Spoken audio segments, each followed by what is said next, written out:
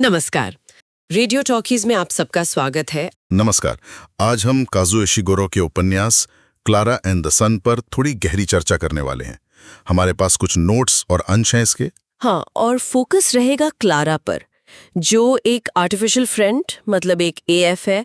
हम देखेंगे कि वो दुनिया को, इंसानी जज्बात को कैसे समझती है। बिल्कुल, ये सिर्फ एक कहानी नहीं है, बल्कि आर्टिफिशियल इंटेलिजेंस, प्यार और शायद इंसान होने का मतलब क्या है, इस पर भी एक सोच है। सही कहा।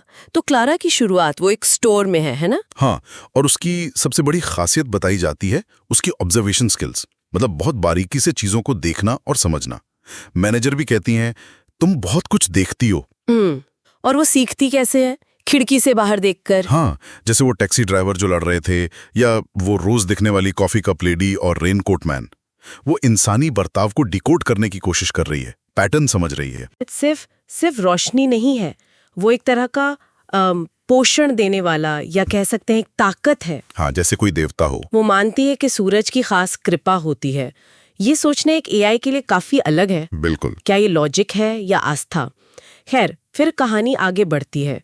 उसे जोसी नाम की एक लड़की चुन लेती है, जो बीमार है, और क्लारा B2 मॉडल की है, जिसके बारे में कुछ चेतावनियां भी थी। हाँ, कि शायद उनमें कुछ दिक्कतें हैं, पर जोसी जिद करती है और घर पहुंचकर वो क्लारा को वार्न भी करती है कि हाँ, चीजें थोड़ी अजीब है।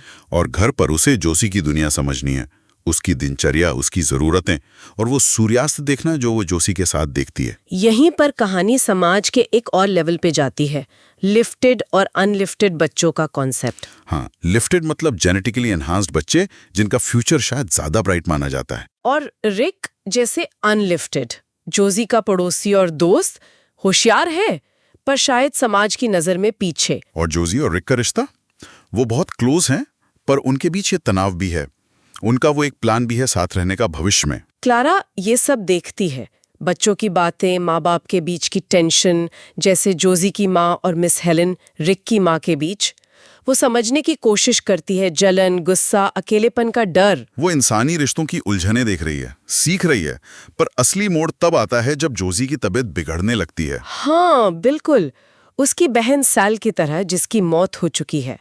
और यहीं पर मिस्टर कपाल्डी का वो अजीब सा आइडिया सामने आता है, निरंतरता योजना। ओ हाँ, वो पोर्ट्रेट या मॉडल वाली बात, कि अगर वो नहीं बच पाती, तो क्लारा, जिसने जोजी को इतने करीब से जाना है, उसकी पर्सनालिटी को सीखा है, वो उसकी जगह ले लेगी, एक तरह से जोजी को जारी रखेगी। ये सुनने में ही कितना अजीब है। मतलब क्या किसी इंसान को ऐसे रेप्लिकेट किया जा सकता है? क्लारा को कपाल्डी के स्टूडियो ले जाया जाता है, उसे देखा जाता है, परखा जाता है। बिल्कुल। और यहाँ नैतिकता का बड़ा सवाल उठता है।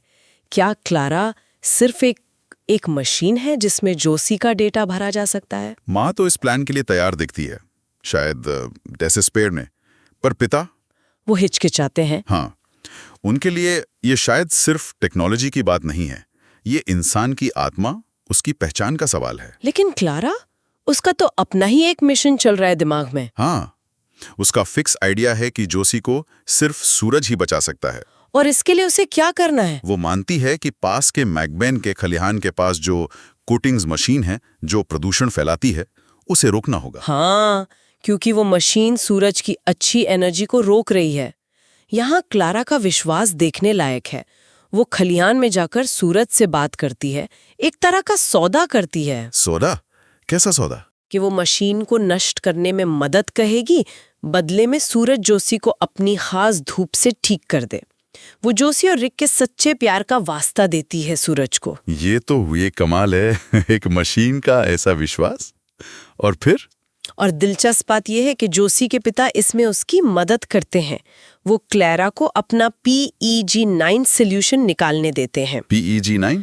वो क्या है? शायद क्लारा के अपने सिस्टम का कोई हिस्सा, कोई केमिकल, जिससे वो स्कूटिंग मशीन को खराब कर सके। पिता ऐसा क्यों करते हैं, ये पूरी तरह साफ नहीं है।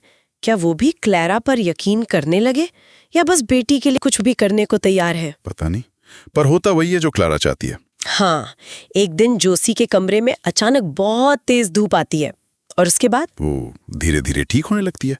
चमत्कार कह लीजिए या कुछ और। जोशी ठीक हो जाती है, लेकिन जिंदगी बदल जाती है। वो और रिक, उनका रास्ता अलग हो जाता है। हाँ, लिफ्टेड और अनलिफ्टेड दुनिया उन्हें अलग कर देती है। पर रिक बाद में क्लारा से मिलता है और कहता है कि उनका प्यार शायद हमेशा रहेगा, भले ही वो साथ न हो। एक अलग तरह का सच। और क्लारा का क्या होता है आखिर में? उसे एक यार्ड में छोड़ दिया जाता है, पुरानी बेकार मशीनों के साथ। वो वहां अकेली है अपनी यादों के साथ। उसकी मेमोरीज भी शायद अब टूट रही हैं, फेड हो रही हैं। वो वहां बैठकर क्या सोचती है? वो अपनी जिंदगी को याद करती है, सूरज को, और वो सोचती है जॉसी और रिक के प्यार के बारे में। क्या वो भी वैसा ही था जैसा उसने स्टोर की खिड़की से देखा था? कॉफी कप लेडी और रेनकोट मैन का प्यार, गहरा पर शायद क्षणिक, या शायद हमेशा रहने वाला अपने तरीके से। तो इन सब बातों से गुजरते हुए हमने देखा कि कैसे एक आर्टिफिशियल इंटेलिजेंस दुनिया को, इंसानी रिश्तों को, उम्मीद को देखती और महसूस करती है। ये तकनीक क्या सवाल खड़े करती है? हाँ, और इशिगुरु की इस दुनिया में आशा और यादें कैसे एक साथ चलती हैं, ये खुशी और गम का मिला जुला एहसास है। और शायद एक सवाल जो सोचने पे मजबूर करता है, क्लारा की ये यात्रा हमें इंसान होने का मतलब क्या है, ये कैसे समझाती है? बिल्कुल। क्या भावनाएं, चेतना, प्यार, ये सब सिर्फ इंसानों का ही डोमेन है, या टेक्नोलॉजी जैसे जैसे बढ़ रही हैं, ये परिभाषाएं भी बदल रही हैं? सोचने वाली बात है। तो इसी विचार के साथ आज की ये चर्चा यहीं समाप्त करते हैं। अगली बार फिर मिलेंगे रेडियो टॉकीज पर।